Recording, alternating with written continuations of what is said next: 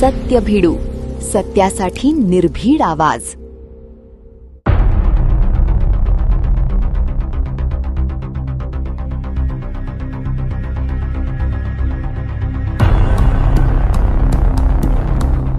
मोहोळमध्ये आयोजित करण्यात आलेल्या छत्रपती शिवाजी महाराज महसूल समाधान शिबिरावर आता राजकारणाचा सावट पडल्याची जोरदार चर्चा सुरू झाली आहे. स्थानिक लोकप्रतिनिधींना डावलण्याचा प्रयत्न झालाय का? शासकीय कार्यक्रमात राजकीय हस्तक्षेप झालाय का?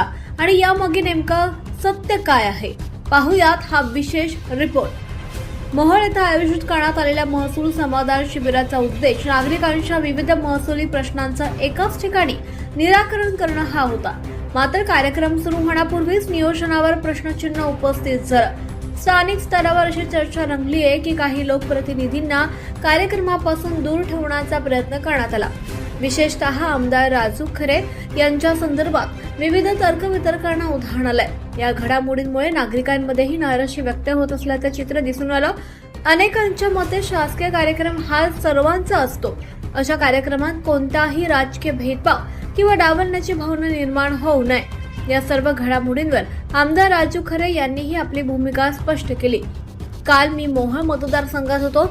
मला या शिबिराच्या बाबतीत कोणतीच कल्पना तहसीलदाराने दिली नाही. प्रोटोकॉल प्रमाणे तहसीलदारांनी निमंत्रण पत्रिका दिली नाही. शिपायांना सुद्धा निमंत्रण दिलं नाही असं आमदार राजू खरे यांनी सांगितलं. एकीकडे शासन नागरिकांपर्यंत योजना पोहोचवण्यासाठी शिबिराचं आयोजन करत आहे, तर दुसरीकडे अशा कार्यक्रमांभोवती राजकीय वाद निर्माण होत असतील तर त्याचा परिणाम प्रशासनाच्या प्रतिमेवर आणि नागरिकांच्या विश्वासावर होऊ शकतो.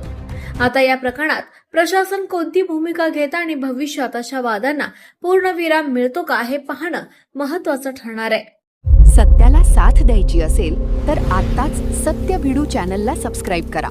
बेल आयकॉन दाबा आणि प्रत्येक निर्भीड, ताजी व विश्वासार्ह बातमी सर्वात आधी मिळवा.